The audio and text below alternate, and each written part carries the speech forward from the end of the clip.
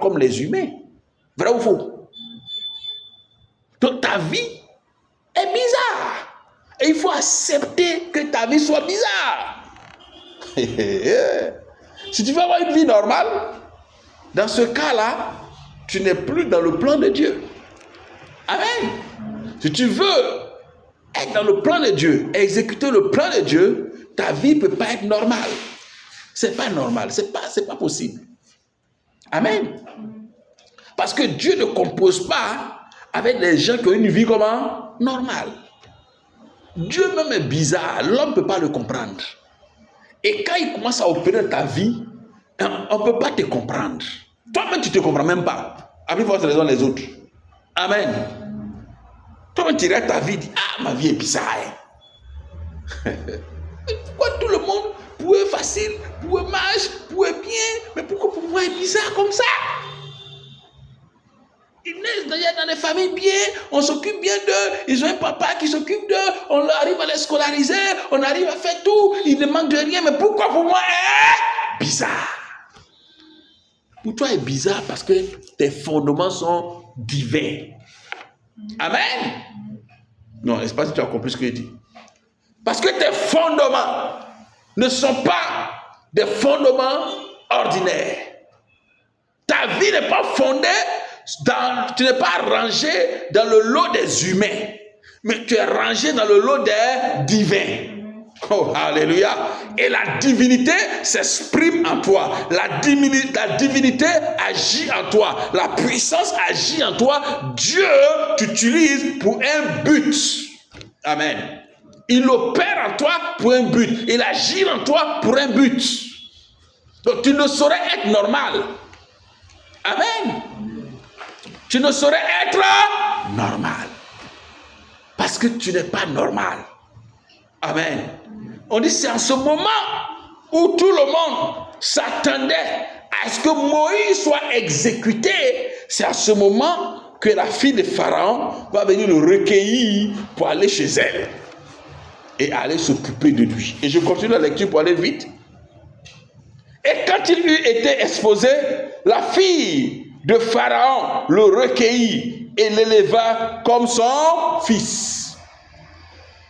La fille de Pharaon va l'élever comme quoi? Pas comme son esclave, comme son fils. Moïse fut instruit dans toute la sagesse des Égyptiens. Et il était puissant en parole et en œuvre. Oh, alléluia, j'aime cette parole. Il avait 40 ans lorsqu'il eut à cœur de se rendre auprès de ses frères, les fils d'Israël. Je continue. Il en vit un qu'on outrageait et prenant sa défense, il vengea celui qui était maltraité et frappa l'Égyptien. Donc voici déjà, il a été élevé par la fille de Pharaon. Chez qui? Chez Pharaon. Depuis le 3 mois, n'est-ce pas? Si vous lisez, vous suivez la lecture, la fille de Pharaon est venue le recueillir à quel âge? À 3 mois. À 3 mois, est-ce que tu peux connaître tes origines? Hein? Mais on dit qu'il a grandi, quand il a eu 40 ans là, et il est parti où? Et il est parti défendre sa famille. Il sait qu'il n'est pas égyptien, il est hébreu. Il ne s'est pas vanté. Moi, je suis le premier ministre en Égypte. Donc, je suis l'Égyptien. À l'époque, être égyptien, c'était du luxe. Amen. C'était un luxe. Il me dit être ivoirien. Il aime tous les gars de la sous-région. Donc, c'est des nationalités qui sont recherchées. À l'époque, l'Égypte était la première puissance mondiale. Donc, être égyptien, c'est la crème du monde. C'est la gloire. C'est l'honneur. C'est comme on dirait, je suis un Américain. Avec l'orgueil qui accompagne. Mais Moïse dit, je ne fais rien avec ça. Amen. Voici l'une des leçons que vous devrez retenir également. Quand vous avez la divinité en vous, les choses matérielles ne vous flattent pas. Dis amen très fort. Amen. Quand vous avez la divinité en vous, les choses matérielles ne vous flattent pas. Vous n'êtes pas flatté par le matériel. Vous n'êtes pas flatté par le superflu. Vous n'êtes pas flatté par tout ce qui est les décors inutiles. Mais vous avez une divinité en vous. Vous poursuivez le plan divin pour votre vie. Amen. Vous poursuivez le programme divin pour votre vie. C'est ce qui vous flatte. C'est ce qui vous fait lever le matin tôt. C'est ce qui vous amène à bouger. C'est ce qui vous amène à agir. Vous voulez accomplir la divinité qui est en vous. La mission divine qui est en vous. Vous n'êtes pas venu sur la terre pour poursuivre le vent, pour poursuivre la gloire humaine, pour poursuivre les futurités, pour poursuivre les vanités de la terre. Quelqu'un me comprend? Ça, vous n'acceptez pas ça facilement. Amen. Mais c'est la vérité. Quand vous avez la divinité en vous, vous êtes appelé à une mission divine, vous n'allez pas vous laisser distraire par la futurité du dehors. Amen. Et la Bible va nous dire, je crois bien que c'est dans Timothée, que le soldat qui veut plaire à son maître ne s'occupe pas des choses de la ville. Amen. Un soldat, un guerrier, un soldat qui veut plaire à son maître, à celui qui l'a enrôlé, le soldat ne va pas s'occuper des choses de la ville. Mais il est préoccupé par sa mission.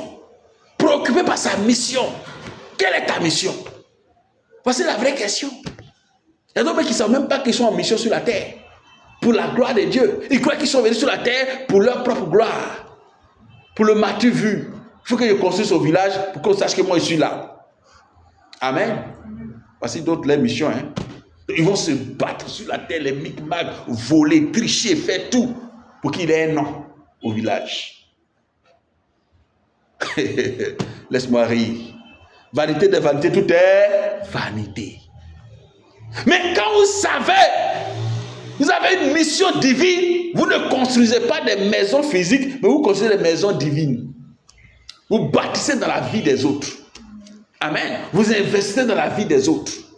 Et cet investissement va parler pour vous dans l'éternité. Amen.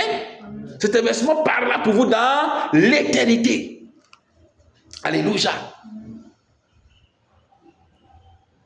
Moïse ne s'est pas préoccupé de sa nationalité égyptienne à cette époque. Moïse n'a pas brandi cela comme un trophée. Moïse n'a pas cherché à défendre ça. Mais au contraire, il a méprisé cette nationalité-là. Et il est parti défendre des esclaves. Oh, alléluia! Non, on va le dire dans Hébreu. Prenons Hébreu 24. Hébreu 11, pardon, 24. Et Hébreu le retrace très bien pour nous amener, pour bien nous amener à comprendre ce qui s'est passé dans la vie de Moïse. Et voilà pourquoi la Bible déclare qu'il était beau aux yeux de Dieu. La beauté de Moïse ici n'était pas une beauté physique, mais c'était une beauté divine. Je lis rapidement verset 24. C'est par la foi que Moïse, devenu grand, refusa d'être appelé fils de la fille de Pharaon. Il refuse cette nationalité. Il refuse ce que les autres recherchent avec torche. Il préféra être maltraité avec le peuple de Dieu plutôt que d'avoir pour un temps, la jouissance du péché. Pour un temps. La jouissance du péché, c'est pourquoi? Un temps. Les honneurs, c'est pour un temps. La gloire humaine, c'est pour un temps. Le matu vu, c'est pour un temps. Moïse a eu le discernement, la compréhension de sa mission divine. Dis-moi, Moïse, je préfère souffrir, je préfère être maltraité avec les esclaves. Je me range du côté des esclaves. Je me range du côté des persécutés. Je me range du côté de ceux qui sont vaincus, qui sont maltraités, parce que moi, je ne me retrouve pas dans la citoyenneté de l'Égypte. Mais je me retrouve dans la citoyenneté du ciel. Oh, alléluia! Je me retrouve dans la citoyenneté du ciel. Je suis un citoyen du ciel. Je ne suis pas un citoyen de l'Égypte. Vous êtes encore très jeune. Vous devrez savoir qui vous êtes. Sur cette terre, vous devez savoir qui vous êtes. Qui tu es. Parce que ça va déterminer tout le reste. Si tu ne sais pas qui tu es, et tu ne sauras pas où aller. Tu vas te retrouver à l'enfer. Amen. Parce que tu es tellement en train de poursuivre la terre que tu oublies tes origines divines. Amen. Tu es tellement poursuivre la terre que tu oublies tes origines divines. Et tu vends tout, tu brades tout pour la terre. Tu brades tout. Tu brades. Je vois des gens brader leur vie pour du pain, brader ta vie pour la gloire humaine. Tu brades ta vie spirituelle. Tu te vends à Satan pour des futilités. Tu oublies que tu es un citoyen du ciel et que tu dois retourner dans ton royaume, dans le royaume des cieux. Aujourd'hui, Satan t'a trahi, t'a blagué, t'a eu. Et tu as oublié ta citoyenneté du ciel pour du pain sur la terre. Tu as oublié ta citoyenneté du ciel pour du pain sur la terre. La Bible déclare que Moïse, devenu grand, il est devenu comment? Grand. Oh, j'aime cette grandeur. Moïse est devenu grand. Devenu grand ici, ça veut dire qu'il n'a pas seulement grandi dans le physique, mais il a grandi dans le spirituel. Moïse était grand dans son esprit. Moïse était grand dans sa vision. Moïse était grand dans la manière de voir les choses. Oh, alléluia! Moïse était grand dans sa manière de voir les choses. Il était grand dans sa manière de discerner les choses. Il était grand dans sa manière de comprendre les choses. Il était grand dans sa manière de percevoir les choses.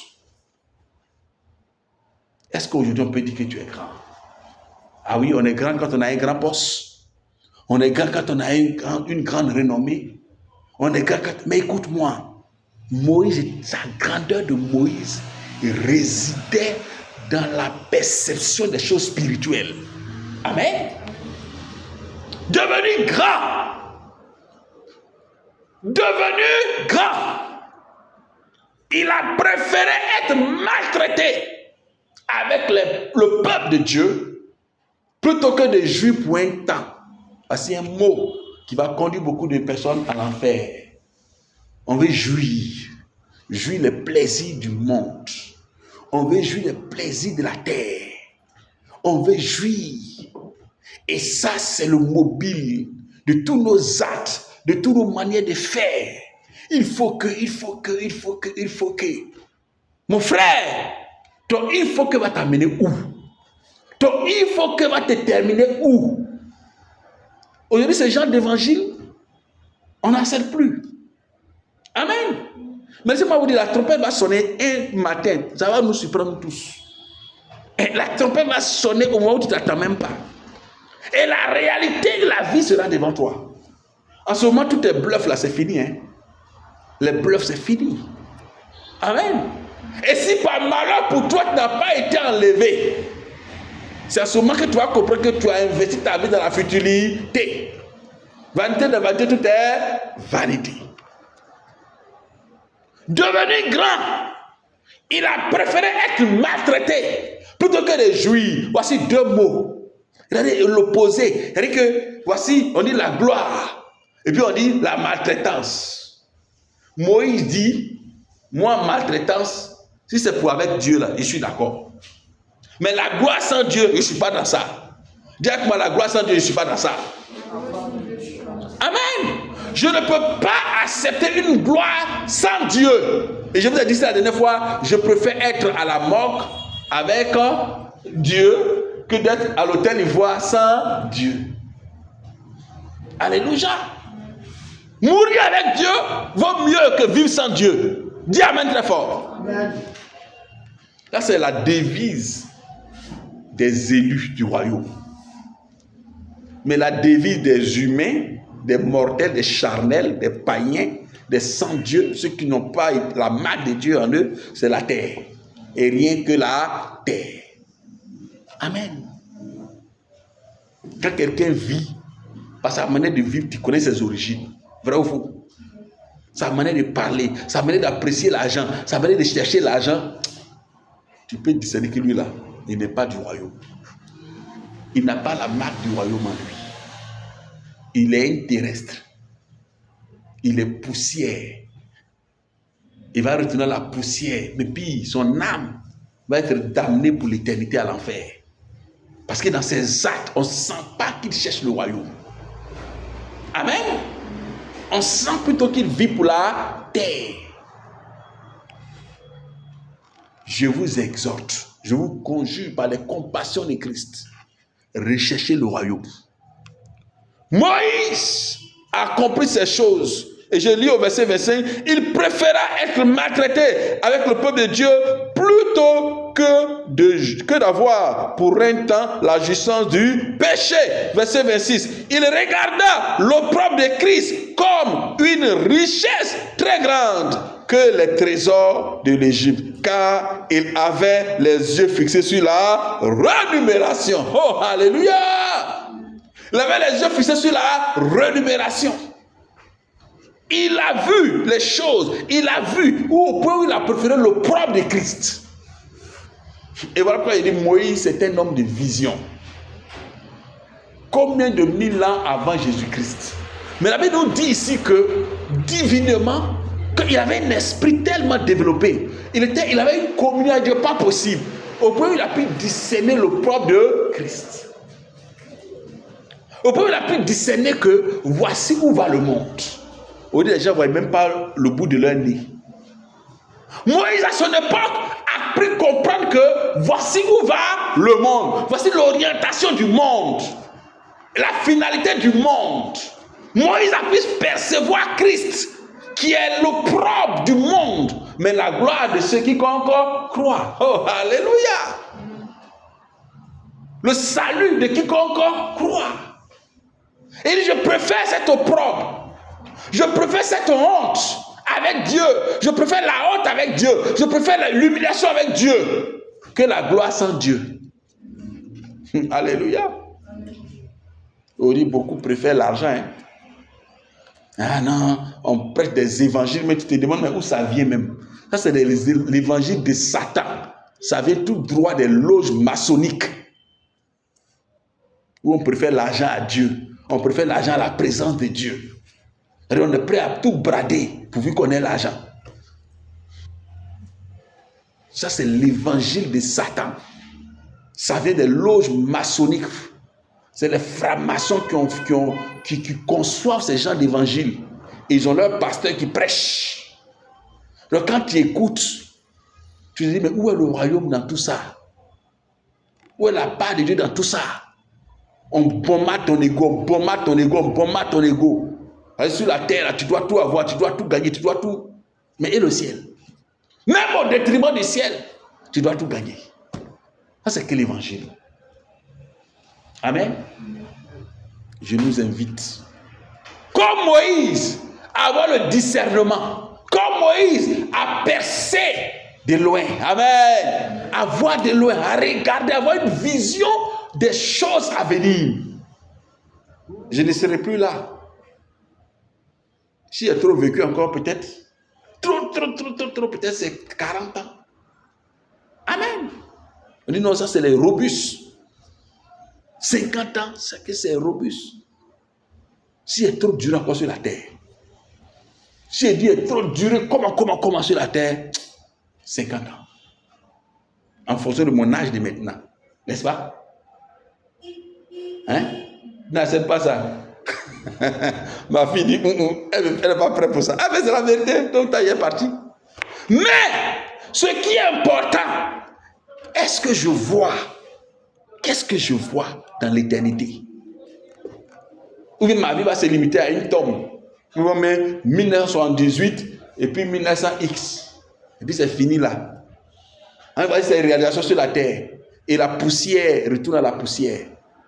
Mais l'âme retourne à qui? À Dieu. Si j'ai des réalisations sur la terre et que je n'ai pas de part au ciel, regardez comment le monde est méchant. C'est-à-dire que tu es prêt à avoir des réalisations sur la terre où tu vas vivre, si tu as trop vécu 100 ans, mais tu n'as aucune réalisation là où tu vas passer l'éternité.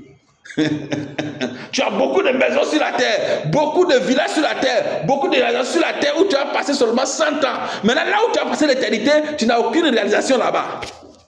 Est-ce que c'est normal? Parce que le pied du diable. On dit le vrai gaou, c'est celui qui ne connaît pas Jésus. Le vrai nyata, c'est celui qui n'a pas compris l'évangile. Comme là où tu vas vivre seulement 100 ans là, tu construis toutes sortes de villas, toutes sortes de... Non, pas possible. Mais là où tu vas passer l'éternité, tu n'as aucune réalisation là-bas. Tu n'as même pas une seule brique là-bas. Et puis tu crois que tu es iré. Tu crois que tu as mené une bonne vie. Amen ou amen pas? Amen ou amen pas? Amen. Donc je vais vous exhorter à voir comme Moïse. Ayez la vision de Moïse. Moïse a vu l'opprobre de Christ. Il a préféré cet opprobre-là. Amen. Il dit, j'ai saisi la honte de Jésus. J'ai saisi l'humiliation de Jésus pour que je puisse transcender l'humanité. Transcender l'humanité. Entrer dans la divinité. Alléluia. Et quand sur la transfiguration, la Bible déclare que Jésus va voir combien de personnes? Qui est qui? Qui va me dire? Vous nous disiez tellement votre Bible que vous ne voyez pas. Hein? On dit dans la transfiguration, quand Jésus a eu la transfiguration, il a vu qui est qui?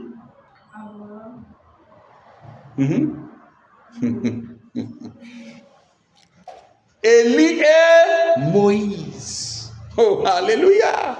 C'est Jésus que lui, Moïse, c'est-à-dire qu'à combien de siècles avant, mais Jésus va aller le rencontrer maintenant dans la transfiguration. Il va voir la gloire. Il dit voilà, c'est cette gloire qui me sied. C'est ça que je recherchais. C'est ça qu'il me faut. Ce n'est pas les futilités de la terre. C'est la gloire divine. C'est la gloire de Dieu qu'il me faut. Amen. Vous savez c'est à quoi ça comparer la gloire de Dieu? Vous savez de quoi on parle quand on parle de la gloire de Dieu? De la félicité éternelle? Vous ne savez pas de quoi il s'agit. Ne bradez pas votre vie éternelle pour la terre. Amen. Ne bradez pas votre vie éternelle pour la terre. Recherchez les choses d'en haut. Bougez pour le ciel. Bougez pour bâtir votre éternité. C'est cela l'attente de Dieu. Amen. Je finis avec le dernier verset. Donc, il regarda l'opprobre de Christ comme une richesse plus grande que les trésors de l'Égypte. Les trésors, le temps me manque de parler des trésors de l'Égypte. Car il avait les yeux fixés sur la rémunération divine. C'est par la foi qu'il quitta l'Égypte sans être effrayé de la colère du roi, car il se montra ferme comme voyant celui qui est invisible. Oh, alléluia! Il voyait celui qui est invisible. Ce que les hommes ne peuvent pas voir. Hein? Moïse, mais tu es bête! Comment tu peux laisser la gloire de l'Égypte, les trésors de l'Égypte, pour aller comme ça, brader ta vie comme ça dans le désert? Je vois un peu les conseillers sur lui, pour lui dire qu'il a fait un faux choix. On dit il voyait l'invisible. Ce que les autres ne pouvaient pas voir, Moïse faisait quoi? Moïse voyait ce que les autres ne pouvaient pas voir. Moïse avait un regard perçant dans le spirituel. Et il voyait l'invisible. Il voyait la gloire éternelle. Il voyait le trône éternel. Ce que les autres ne pouvaient pas voir. Les autres voyaient autour d'eux les cases de Pharaon. Les autres voyaient autour d'eux les honneurs de Pharaon. Les autres voyaient autour d'eux les futilités de Pharaon, les trésors de la terre. Lui voyait l'invisible. Que le Seigneur vous bénisse. Je vous invite à élever votre vision au-delà des choses terrestres. Élève ta vision au-delà des choses terrestres. Et vois l'invisible. Regarde au-delà. Et regarde le spirituel. La vraie vision ce n'est pas ce que nos yeux voient, c'est ce que notre esprit voit. Dis amen très fort. Amen. La vraie vision, ce n'est pas ce que nos yeux voient, mais c'est ce que notre esprit est capable de voir. Qu'est-ce que ton esprit est capable de voir? La preuve, c'est que tout ce qui nous entoure, tout ce que nous touchons, tout ce que nous avons autour de nous n'a pas été créé par les yeux, mais a été créé par quoi? L'esprit. C'est la vision de l'esprit. Si aujourd'hui ce monde évolue parce qu'il y a une vision qui voit loin, ce que les autres ne voient pas. Oh, alléluia. Tant que vous n'avez pas encore cette dimension de vision, vous ne pouvez aller nulle part. Si vous ne pouvez pas voir au-delà du réel, si vous ne pouvez pas voir au-delà du visible, vous ne pouvez pas aller quelque part. Ceux qui vont, ceux qui bâtissent le monde, ceux qui construisent le monde, ceux qui font quelque chose dans ce monde, c'est ceux qui ont la vision de l'invisible. Oh, alléluia! C'est ceux qui voient l'invisibilité. Je ne sais pas si mon français est correct. Mais ceux qui ont la capacité de voir ce que les autres ne voient pas. Qu'est-ce que tu vois? Qu'est-ce que tu vois dans 5 ans? Qu'est-ce que tu vois dans 10 ans? Qu'est-ce que tu vois dans 100 ans? Qu'est-ce que tu vois dans ta vie? Si tu ne vois pas le chemin de ta vie pour 50 ans, pour 20 ans, pour 10 ans, c'est que tu as déjà échoué. Amen. Alléluia. Tu dois déjà voir. Et David déclare que même Abraham, Dieu nous pose la question, qu'est-ce que tu vois? Tu ne peux pas obtenir quelque chose que tu ne vois pas. Amen. Si tu ne vois pas le ciel, tu n'auras jamais le ciel. Amen. Si tu ne vois pas la gloire de Dieu manifestée en toi, mais tu es un terrestre. Lui, il voyait ce que les autres ne pouvaient pas voir. Il voyait l'invisible. Ce n'est pas des voyants, des voyous voyants. Amen. J'ai dit que je ne parle pas de voyous voyants. Je vois le numéro de ton téléphone. Je vois la couleur de ton slip. Des sorciers qui sont érigés en prophètes aujourd'hui pour distraire le peuple de Dieu. Ce n'est pas de ça qu'on parle ici. On parle des gens qui voient des choses dans le divin, dans le spirituel, qui peuvent voir leur propre vie. Lui, il voit couleur, il voit ton numéro de téléphone, il voit le numéro de ta voiture, mais lui, il voit sa propre vie là, il ne voit pas. Au point où il est devenu, il est obligé de s'ériger en prophète menteur pour manger. Amen. Frère, Moïse voyait, c'est par la foi qu'il quitta l'Égypte sans être effrayé de la colère du roi, car il se montra ferme, comme voyant celui qui est invisible. C'est par la foi qu'il immola. C'est par la foi, du moins, qu'il quitta l'Égypte sans être effrayé de la colère du roi et demeura ferme. Verset 28. C'est par la foi qu'il immola la Pâque. Oh non, j'aime Moïse. C'est par la foi qu'il immola la Pâque et fut l'aspersion du sang, afin que l'exterminateur ne touche pas au premier-né des Israélites. C'est par la foi qu'il immola la Pâque. Vous voyez que la Pâque n'a pas commencé avec Jésus. La Pâque a commencé avec qui? Avec Moïse. Parce que c'était un homme qui voyait. C'est par la foi. Il a fait sortir tout le peuple de l'Égypte pour l'amener à Canaan. Pendant que les mondains disaient à Moïse dans le désert, regarde ce que tu as fait. Tu aurais dû nous laisser en Égypte. On là-bas on mangeait concombre, là-bas on mangeait aux tomates, là-bas. Vous voyez, quand dans votre vision, vous laissez des mondains, des terrestres vous suivre, ils vont vous persécuter en chemin. Amen. Parce qu'eux, ils ne voient pas ce que vous voyez. Eux, ils voient seulement ce que va rentrer dans leur bouche. C'est leur estomac qui les fait parler. Amen. Je dis bien, c'est leur estomac qui les fait parler. Ce n'est pas la vision qui les fait bouger. C'est son ventre qui le fait bouger. Lui, il a la forme de son ventre. Son intelligence a la forme de son ventre. C'est-à-dire son intelligence ne se limite qu'à son ventre. Quand il est rasé, il s'en fout du lendemain. Il ne peut pas percer la divinité. Alléluia. Frère, lève-toi. Sois un Moïse de ta génération. Sois un Moïse de ta famille. Sois un Moïse de ton temps. Qui tire les autres, qui les fait sortir. Pharaon était un dieu. Arracher tout un peu de la main de Pharaon. S'il n'avait pas la vision de Moïse, il ne pouvait pas faire ça. Il ne pouvait pas. Amen, amen, amen, amen. Que le Seigneur vous aide et vous amène dans cette dimension.